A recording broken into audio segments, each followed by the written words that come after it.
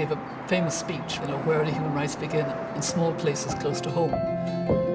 Her record in human rights and women's leadership is absolutely unparalleled. I was always interested in how the law could change things.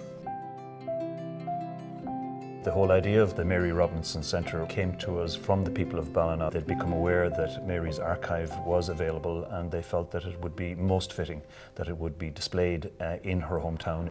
I had been intending to leave my papers to the state, and it was so much more personal and enjoyable that they would come here to the house where I grew up. The Mary Robinson Centre is a very important initiative from the point of view of NUI Galway. It represents an opportunity for us to get privileged access to really important material located in Ballina and then made more widely available through digitisation of that material. Mary has archived everything throughout her career. Old letters, diaries and emails, from her election to the Senate in 1969 to her time as President of Ireland and her time in the United Nations.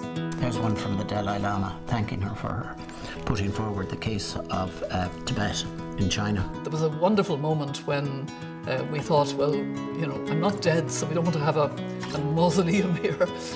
Why not have a real connection with women's rights, human rights, women's leadership?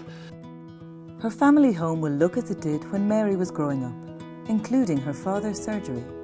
And in addition to this, gifts and letters she has received and clothes she has worn will be on display in the centre. On the night of the election count, I said that I would put a light in the window of Áras and Uachtaráin for all of those that had to leave Ireland. And what I completely underestimated was that that light took on a life of its own.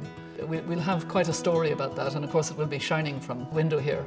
And also I have a small bedroom up above where it looks out on the river, and that's where I did a lot of my dreaming, watching the river and thinking.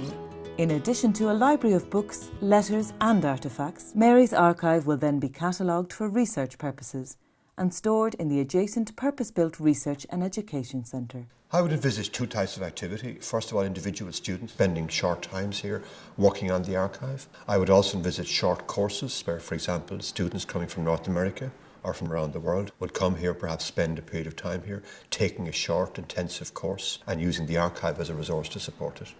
The Mary Robinson Centre contains a unique collection of memorabilia, of artefacts, of objects that have become symbolically important in the making of modern Ireland from Mary's time as a groundbreaking president. We have an opportunity here to create a centre, to create a digital archive, which will become an important worldwide and certainly European level resource.